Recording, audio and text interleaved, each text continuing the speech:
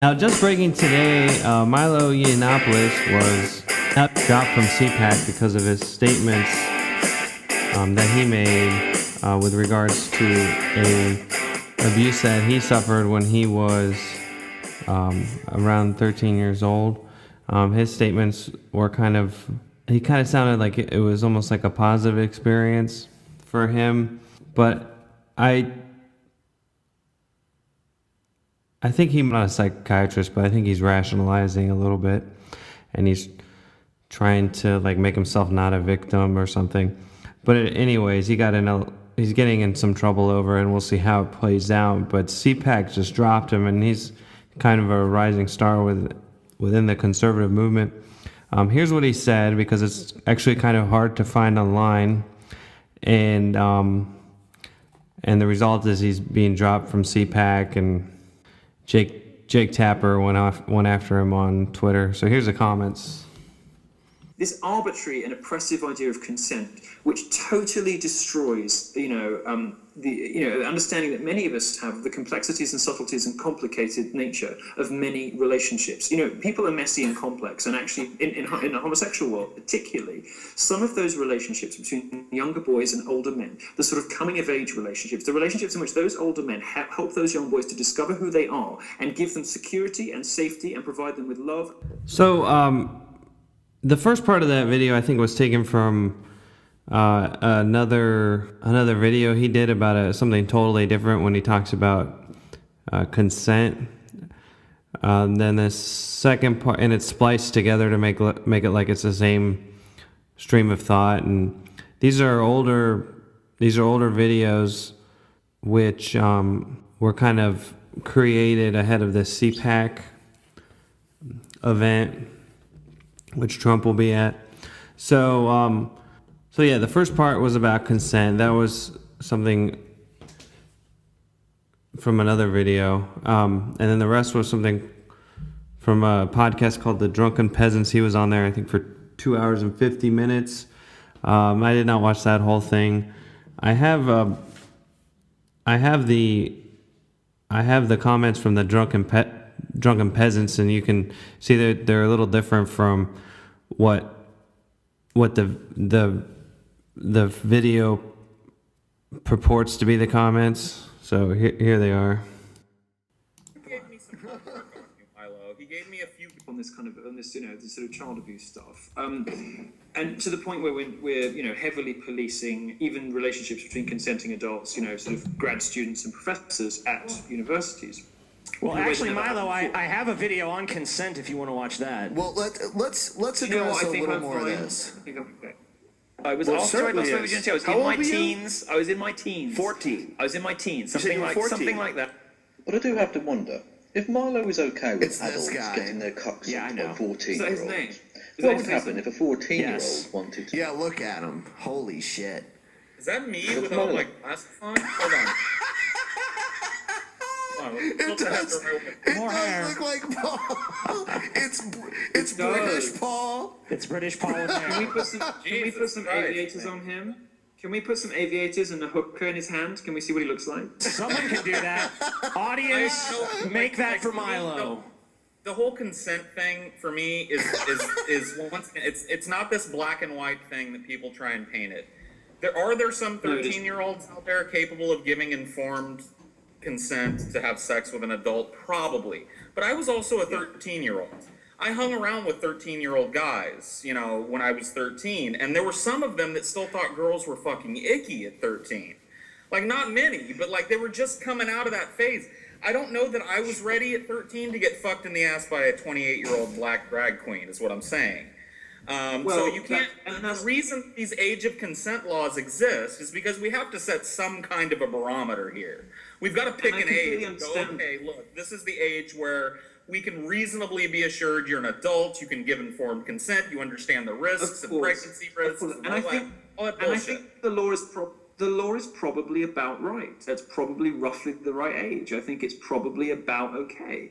But there are certainly people who are capable of giving consent at a younger age. I certainly consider myself to be one of them. People who are sexually active younger. I think it particularly happens in the gay world, by the way. And in many cases, actually, those relationships with older men. This is why one of the reasons I hate the left. This sort of stupid, one size fits all policing of culture. This arbitrary, Milo. This arbitrary. Let him talk. Oh, I'm sorry. I'll be quick. This arbitrary and oppressive idea of consent, which totally destroys, the understanding that many of us have, the complexities and subtleties and complicated nature of many relationships. People are messy and complex, and actually, in the homosexual world particularly, some of those relationships between younger boys and older men, the sort of coming of age relationships, the relationships in which those older men help those young boys to discover who they are and give them security and safety and provide them with love and a reliable and sort of a rock where they can't speak to their parents. Some of those relationships are some of the most molestation to me. It sounds Yeah, well, you know what? It sounds like I'm Catholic grateful. priest molestation to me. And you know what? I'm grateful for Father Michael. I wouldn't give nearly such good head if it wasn't for him. Oh my god! It's God! I can't handle it. It's funny because What is wrong with you, Ben? Ben Come gave on. me some homework on you, Milo. He gave me a few videos to watch to brush up on my Miloisms. And one of the things that you said in one of these clips was that transgenderism is the new, frontier of rights. My wording is bad here, but it's the new frontier of social progress. And the next thing in line is going to be pedophilia. And yet here you are talking about how, look, some of these kids that get diddled by these priests, I mean, it's a good thing for them. They're getting this love. Now they are also getting a kick. You're misunderstanding what pedophilia means. Pedophilia is not a sexual attraction to somebody 13 years old who is sexually mature. Pedophilia is attraction to children who have not reached puberty. Pedophilia is attraction to people who don't have functioning sex organs yet, who have not gone through puberty, who are too young to be able to understand the way their body. That is not what we're talking about. And Coulter? Sure, granted. You don't understand what pedophilia is if you think that I'm defending it, because I'm certainly No. not. I'm not saying you're defending it. I'm saying you're walking the borderline.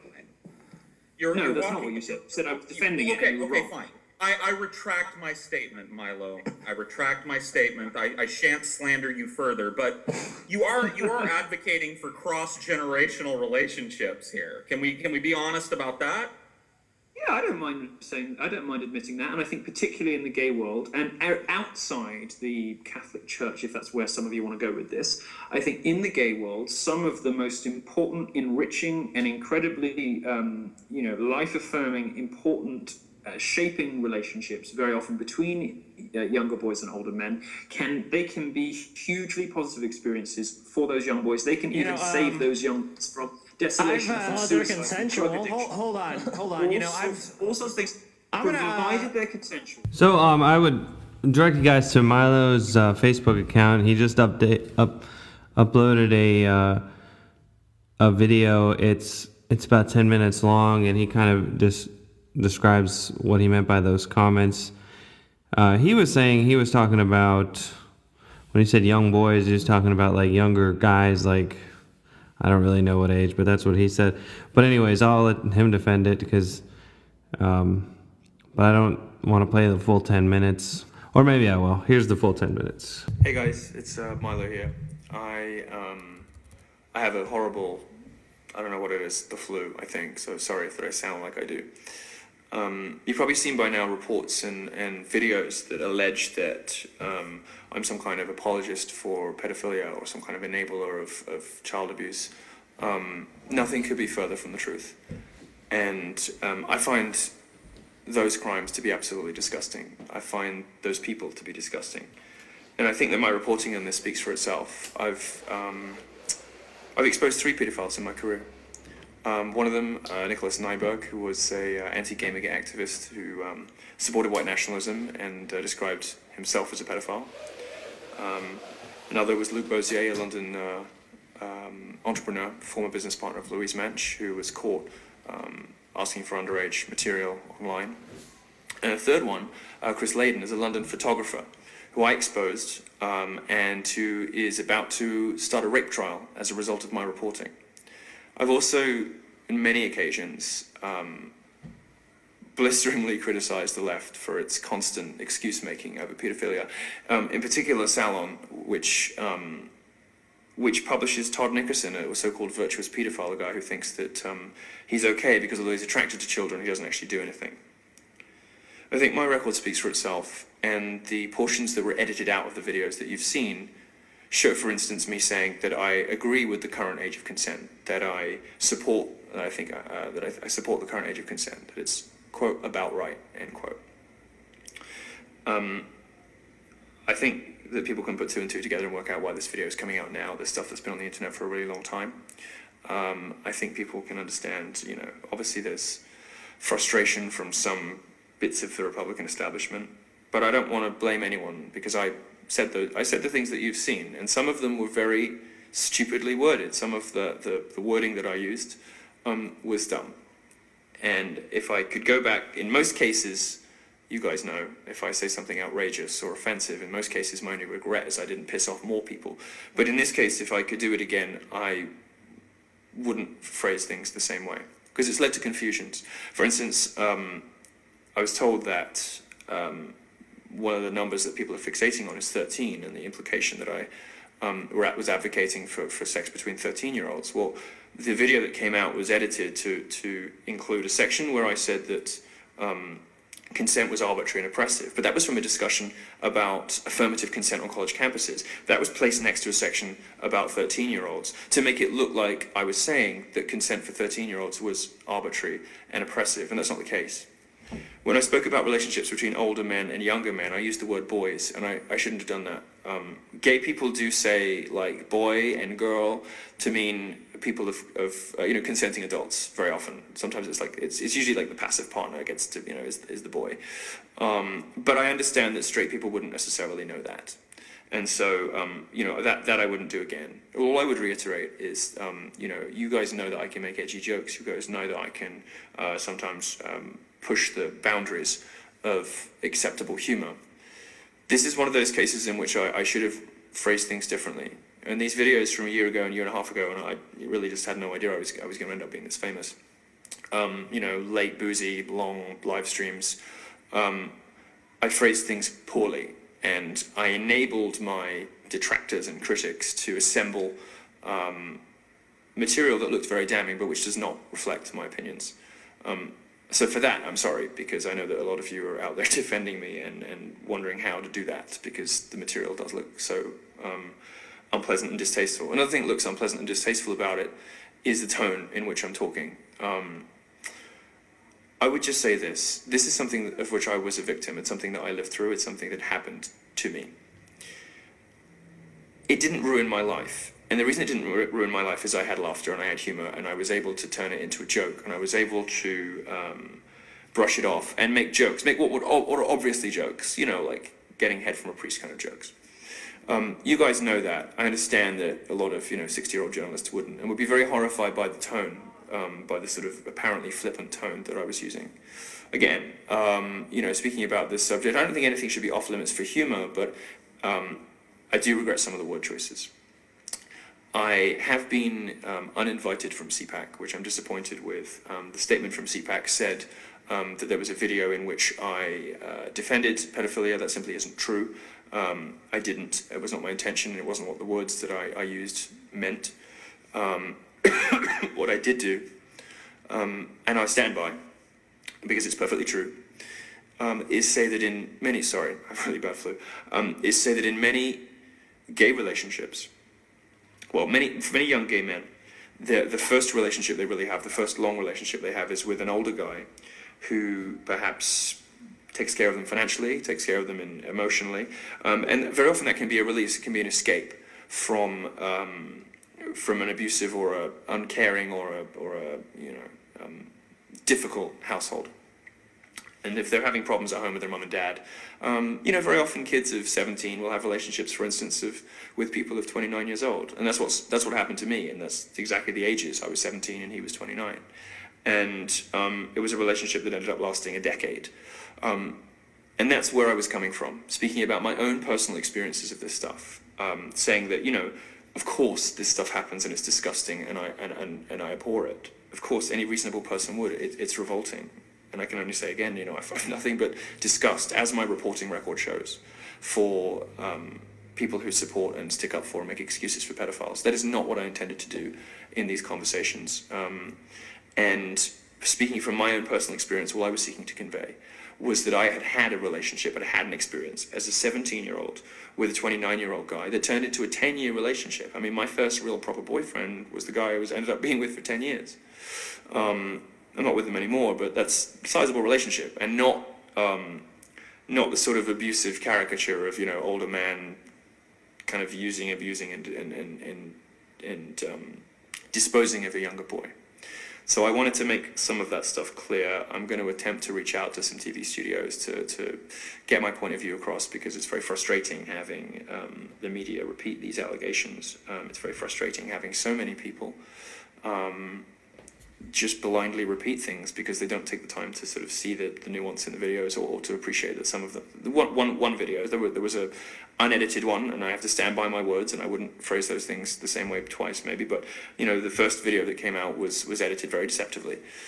First of all, to imply that I was an anti-Semite, because I was on with Dave Rubin, and I was talking about how Jewish people are overrepresented in media and banking. And I used the pronoun we to indicate that I was Jewish. My mother is Jewish, but I was raised Catholic.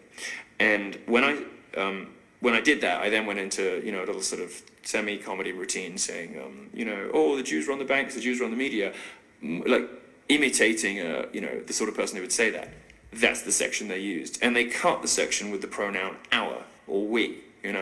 So it wasn't clear to anyone who didn't already know that I was Jewish and I was talking about my own people. And also, the point I was making in there, by the way, is that simply pointing out simply pointing out that we are overrepresented in media and banking is not an anti-Semitic statement. Anyway, some of the same thing went on with the rest of the videos. To anyone who was upset by this, and anyone who has had their faith in me dented by this, I'm sorry. It's frustrating that CPAC has decided to yank my speaking slot, because I won't get a chance to defend this on and put it to rest, because I really want to I want to move on with my life and get this situation cleared up. So that's frustrating, but I understand why they had to do it. I do have some appearances that are going to be coming up over the next couple of days on TV, and one live one where I hope to be able to explain more fully, for those who want more granular detail, exactly what I meant by various remarks, and to make completely clear to those people who have pre-ordered my book, who are looking forward to reading Dangerous, which is going to be one of the big books of the decade, to people who enjoy my journalism, people who come to my college shows, to people who are people who are just Facebook Milo fans, that I in no way at any time condoned or intended to condone, it's not my meaning at all, child abuse, child sex abuse. And indeed, as a reminder, my entire journalistic career has been evidence of the opposite. I have outed 3 pedophiles myself in my own reporting, which is 3 more than most of my critics. And by the way, I was one of the first people to talk about Jimmy Savile. Jimmy Savile was a British entertainer, worked for the BBC. Everyone in media sort of knew that there was something not quite right about him. And when he died, I was maybe the first British journalist to ask whether some of the scandals were going to come out now, whether people were going to start being honest about what Jimmy Savile was up to. I was one of the first. So take that into account. I've done 4 really substantial, significant, gestures in my reporting career. And I hope that, with all of the expense and legal time and reporting time that it takes to report, for instance, on, the Gamergate feminist who turned out to be someone who had identified himself as a white nationalist and himself as a pedophile. The amount of time it takes to report and all that stuff, to check your facts, to get it through legal, the amount of resources I had to call on from my bosses. This is real stuff. It takes time, it takes effort, and that is a pretty strange way to proceed if you are somebody who turns a blind eye to pedophilia. So thanks for listening, and I hope that's cleared it up for you. I'll be back soon. All right, thanks, guys. So there you have it, Milo defending what he was purported to have said and what he did say, both things, because apparently they are different. I'll just say again, like, he was a victim of abuse. So perhaps some of what he was saying had to do with him looking at things humorously instead of just, crying on Oprah's couch or whatever. But it was pretty weird what he said. I'll let you guys decide. Decide for yourself. I want to thank you guys for listening to Jeffrey Danger Radio. If you'd like to send me an email, it's jeffreydangerradio@gmail.com. I also have a YouTube account. It's Jeffrey Danger Radio. You can check out some of my other podcasts on that as well. So thank you guys for listening. I'll see you in 2 weeks.